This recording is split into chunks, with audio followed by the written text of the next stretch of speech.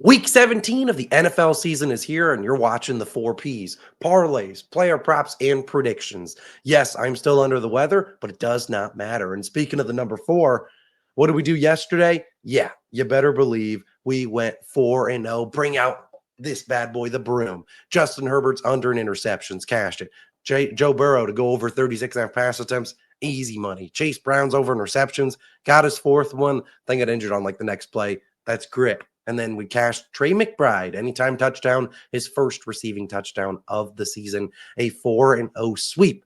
And speaking of that, if that wasn't good enough, we technically went 6-0 because we went 2-0 in the NBA. If you're looking for the NBA picks for Sunday, that video will be posted in a little bit. I'm going to go get this video live, and then I'll go work on the NBA. But either way, a massive day for us. Hopefully you guys tailed, and hopefully we can continue that momentum going into today. If we somehow go 3-0 today and even maybe cash our anytime touchdown parlay, I might stay sick for the rest of my life because we have been so dialed in, even though I feel absolutely terrible. But hey, we're going to come up, but I'll still stay sick if it means we're delivering winners for you guys. That's what I mean to you guys. You guys mean a lot to me. Let's keep diving in. NFL Week 17. We're talking about Sunday's slate. I got 3 picks plus my anytime touchdown parlay of the week. We're going to dive into the anytime touchdown parlay of the week. And it's 3 guys that I think have a good chance of getting in the end zone. Here they are. Oh no! Oh no! Oh no! We're absolutely cooked. Oh no! The graphics are on in shambles. Here you go. Calvin Ridley, Mike Evans, and Bijan Robinson. Now, sure, I'm sorry, guys. We're editing this all on the fly. It might be a disaster, but hopefully the picks are. I like these 3 guys to get into the end zone. When you think about Calvin Ridley, revenge game against the Jaguars, I think he gets in the end zone. He's been a pretty reliable target for Mason Rudolph. He gets some deep targets, and I think when they get into the red zone, they're looking for him. No Tony Pollard as well. So who knows if they're able to pound it in. I think they're throwing it a lot. We've seen Calvin Ridley already talk about kind of wanting to get back the Jags, given they were trash talking him in the first matchup. I honestly need a pretty big Calvin Ridley week. He cashed my season long over, but I have him to get 1,000 yards, which needs about 143. So if he can give me 143 and a tud, thank you. Mike Evans, I love the matchup against the Panthers. We'll talk to him in a second. Bijan Robinson on Sunday Night Football to take us home. Hey, count me in. Commanders can't stop the run. I love Bijan. I think he gets in the end zone on Sunday Night Football. I think he cashes that for us. Now I'm going to dive into one of my favorite plays of the week. We're going to talk about 3 player props, and then get on out of here. Hopefully you don't have any more editing miscues. We'll see, though. You never know. You're sick. Things are going to go down. Here's the first play. Oh, gosh. Yep, we're already pretty cooked. Oh, no. Here you go. First play. Come on. Mike Evans, like I said, I'd talk about him right now. I like his over in receptions on Sunday. I like him 1 unit for over 5.5. I took a quarter unit on the 7+, and I took another quarter unit. I'm going to get 8 or more receptions at plus 265 on FanDuel. So again, a total of 1.5 units risked here on Mike Evans. I'll have the pick scrolling down below at the bottom of the screen. I love this spot for Mike Evans. Obviously, I talked about him getting the end zone, but I also think he's going to get a ton of receptions. Now, you could take a look at his yards, which is 83.5. I don't mind that. And obviously, there's going to be some narrative here as Mike Evans is chasing that 1,000-yard season for what? 11 straight seasons. And sure, I hope he gets it. I honestly will be rooting for him, but I don't think he's getting to 83.5 yards without 4 or at least 6 receptions. Now, if you look at Mike Evans, and I'm gonna get back to sharing my screen, and we're gonna hopefully not screw this up again. We look at Mike though. If you look at him just on the since his return, these last 5 games, 5, 8, 4. Not too shabby, 9, 5. So, he's right there in a couple games. 5 would be tough today, but I really think it's a good spot to back him. And there's a reason why. This 8 receptions, who to come against? Carolina Panthers.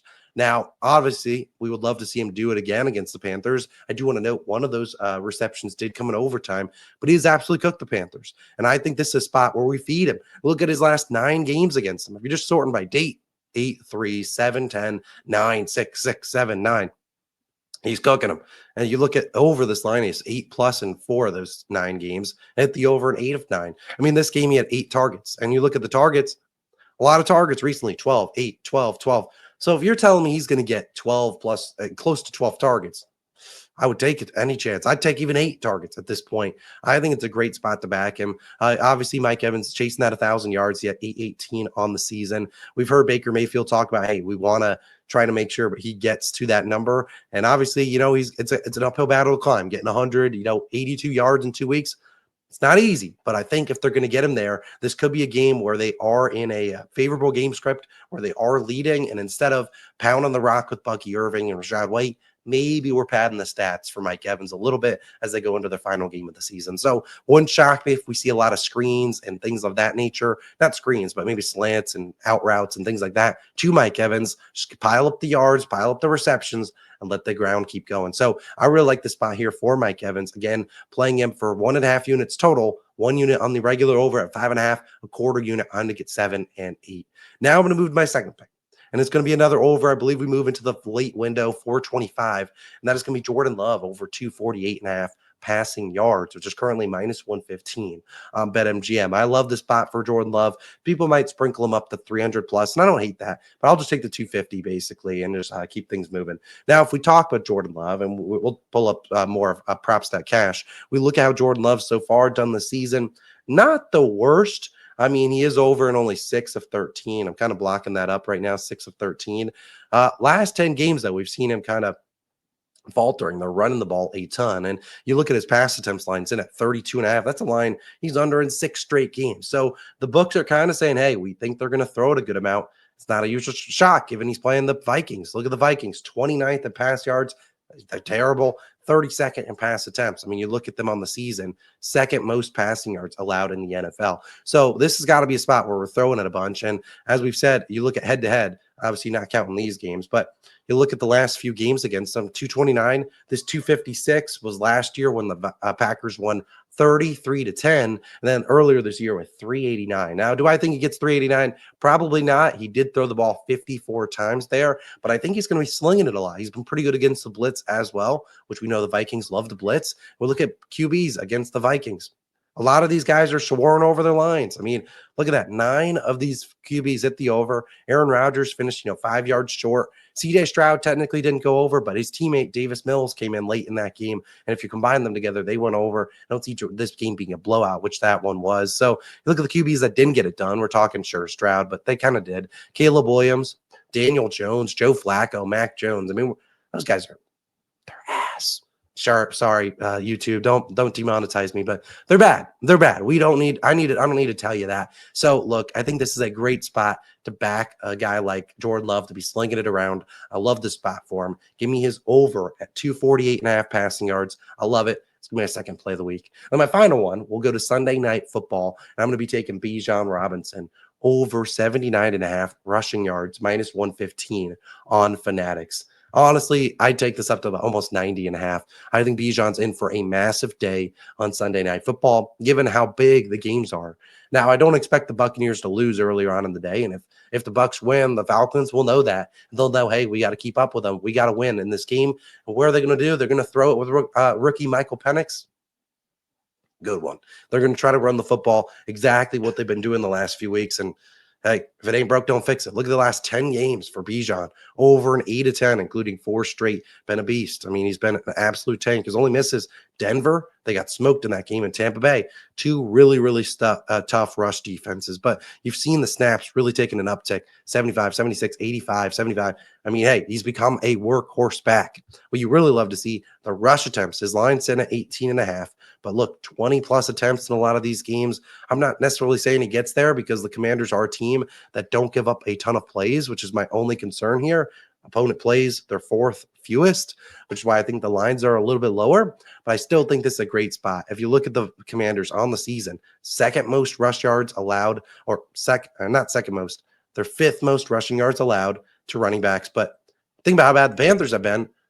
They're right in there, 4.9 yards per carry. So they've really struggled. Their only saving grace that their offense is keeping the defense off the field. Hopefully the Falcons offense or defense can man up and stop the Washington Commanders offense. And hopefully we can get the ball back to Bijan in this ground attack. And we just keep pounding the rock. We look at running backs against the Commanders that have at least see 10 or more rush attempts. If Bijan does get 10 attempts, probably got injured. But obviously, Saquon's dominated him. Rico Dowd will leave him one over. Saquon again. Najee Harris and Jalen Warren, I don't know what the hell they were doing, but they didn't really get much going. But technically combined, they got it done. Tyrone Tracy, a little close, but not much there. DeAndre Swift. I mean, the list goes on and on. So, again, I think this is a great spot to back Bijan Robinson. I really like his over in rush yards at 79.5. I'd play it up to about 86.5. It's probably as high as I would go. I really love that spot. So those are my 3 picks. Mike Evans is over in receptions, laddered it up to 8. Then we got Jordan Love's over in pass yards. And then we got Bijan Robinson's over in rush yards as well. And then obviously we have that same touchdown parlay. You can sprinkle on that if you want. Again, appreciate you guys for tuning in. Apologies for the 4Ps video being a little bit later than normal. I think you guys understand given the circumstances. Appreciate you guys. Hopefully you lock these in before the game start. Let's have a great Sunday. Let's bring out the brooms. And I'll see you guys in the NBA video once it is live. I've been right out there. I'll link it somewhere here. Have a great day. See you in the next one. Peace.